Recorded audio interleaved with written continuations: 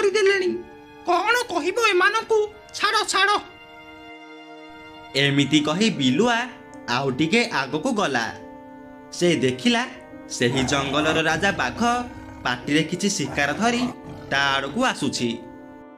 ବାଘର ପାଟିରେ କିଛି ଶିକାରକୁ ଦେଖି ବିଲୁଆ ଫେଁ କରି ହସିଦେଲା ଆଉ କହିଲା, ଛି ଛି, ଲଜ୍ଜା, ଘୋର ଲଜ୍ଜା।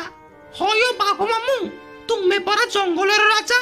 ଶେଷରେ ତୁମେ ବି ଅନ୍ୟ ପଶୁଙ୍କ ଭଳି ଶିକାର ଖୋଜିବାରେ ଲାଗି ପଡ଼ିଲ। ଚୁପ୍, ଏକଦମ ଚୁପ୍। ହଇରେ କର୍ମଠ ବିଲୁଆ, ମୁଁ ଜଙ୍ଗଲର ରାଜା ହେଲି ବୋଲି ମୋର କଣ କିଛି ଜୀବନ ଯାପନ ନାହିଁ ନା କଣ? ମୁଁ ଯଦି ରାଜା ଭାବି କିଛି ଖାଦ୍ୟ ସଞ୍ଚୟ ନ କରି ଗୋଟେ ଜାଗାରେ ବସି ରହିବି, ତାହେଲେ ବର୍ଷା ହେଲେ ଖାଇବି କଣ? ବର୍ଷା? ହୟ ବାଘ ମାମୁଁ, ବର୍ଷା ହେବାକୁ ପରା ଆହୁରି କେଇ ଦିନ ବାକି ଅଛି। ତୁମେ ଆମ ଜଙ୍ଗଲର ରାଜା ହୋଇ ଶେଷରେ ତୁମେ ହିଁ ବର୍ଷାକୁ ଡରି ଲାଙ୍ଗୁଡ଼ ଜାକିଦେଲ। ଛି ଛି ଛି ଛି ଛି ଛି ଛି। ଚୁପ୍, ଏଠି ଆଉ ମତେ ଏ ବାହାପିଆ କଥା ଗୁଡା ଶୁଣାନି। ଶୁଣ, ମୁଁ ତ ଭଲ ପାଇଁ କହୁଛି। ବର୍ଷା ହେବା ପୂର୍ବରୁ ଏବେଠୁ କିଛି ଖାଦ୍ୟ ସଞ୍ଚୟ କରିଦେ।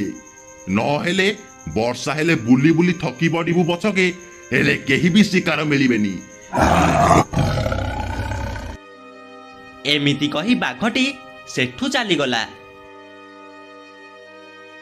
ବିଲୁଆ ବାଘର କଥାକୁ ତିଳେ ହେଲେ ମନ ଧ୍ୟାନ ଦେଲା ନାହିଁ। ସେ ସେଠୁ ଚାଲିଯାଇ ତା ଗୁମ୍ଫାରେ ଅଳସୁଆ ହୋଇ ଶୋଇ ରହିଲା।